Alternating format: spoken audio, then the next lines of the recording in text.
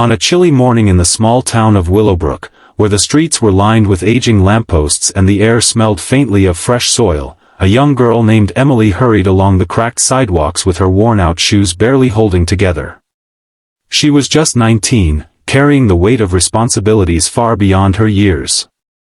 Life had not been kind. Her father had passed away in an accident when she was only 12, her mother worked tirelessly as a cleaner to make ends meet, and Emily herself juggled part-time jobs while trying to finish school.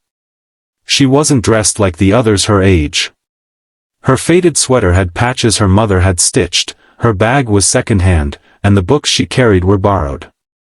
But her heart was large, filled with kindness that poverty could not dim. That morning, while rushing to her small shift at the local bakery, she spotted something across the street that made her pause. An old man stood at the edge of the road, his hands trembling as he held onto a wooden cane. The traffic wasn't heavy, but the road seemed endless for him. He looked fragile, uncertain, and invisible to the crowd passing by. People walked around him, some glancing with mild annoyance, others ignoring him completely. Emily's heart tightened.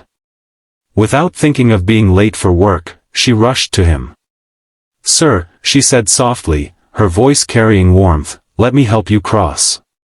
The man turned his head slowly, his eyes cloudy with age but still sharp enough to notice her sincerity. His clothes were simple, boots scuffed, and his hat tilted slightly. He didn't look like anyone of importance, just another old farmer, perhaps. "Are you sure, child? You might be late," he murmured. Emily smiled. "It's all right. Some things are more important than time." Gently, she placed her hand beneath his arm and matched his unsteady pace, one careful step after another until they reached the other side. Cars slowed down, drivers watching the sight of a poor girl with patched clothes walking arm in arm with a frail old man. But Emily didn't notice the stares. She only noticed how tightly he gripped her hand as though afraid of falling. When they reached safety, the man sighed in relief. "You have a kind heart, young lady. Not many stop anymore." Emily shrugged shyly. "My dad used to say we're all travelers on the same road. Helping someone walk a little further doesn't cost much." The old man studied her for a moment, his gaze softening. "What's your name, Emily?" "Thank you, Emily," he whispered before tipping his hat and slowly walking away. Emily waved, then hurried on to work, unaware that her small act of kindness had planted a seed that would change her life forever.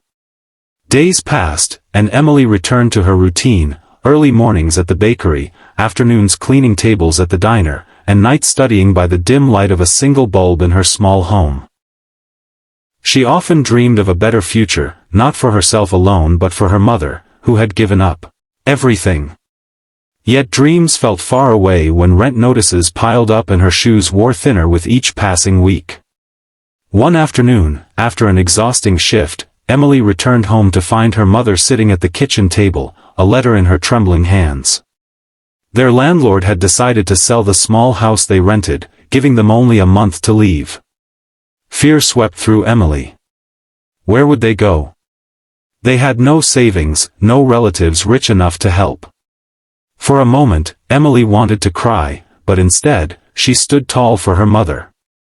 "We'll figure it out, Mom." "We always do," she whispered, though her heart broke inside. The next week, something unexpected happened. At the bakery, her boss told her that someone had left a message for her. Confused, she opened the small envelope tucked behind the counter. Inside was a neatly folded note, "Meet me at Willowbrook Farms at sunset. A friend." Emily's first instinct was caution, but something about the handwriting felt familiar. Curiosity tugged at her heart.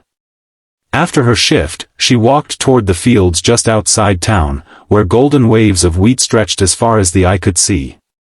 At the entrance stood the very same old man she had helped cross the street days earlier.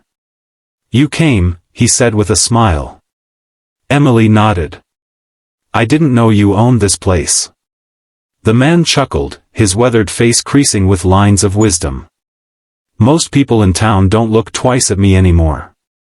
They only see an old man. But yes, this is mine. The largest farm in Willowbrook. They call me Thomas Gray. Emily froze. Everyone in town knew of Thomas Gray, the richest farmer who owned half the fields and employed hundreds. People spoke of him as a recluse, someone hard to reach, almost untouchable. She couldn't believe the man she had guided across the street was him. "Sir. I didn't know," she stammered. "And that's why you're special," he said gently. "You didn't help me because of who I was. You helped because it was the right thing to do. That kind of heart is rare." Emily lowered her eyes, unsure what to say. Thomas continued, "I've watched people rush past me, ignore me, even mock me. But you saw me. And I want to see you now. Tell me, what burdens are you carrying?" At first, Emily hesitated. But something in his voice, steady, kind, and genuine, made her speak. She told him about her father's death, her mother's sacrifices, the endless jobs, the fear of losing their home. As she spoke, tears welled in her eyes, but Thomas didn't interrupt.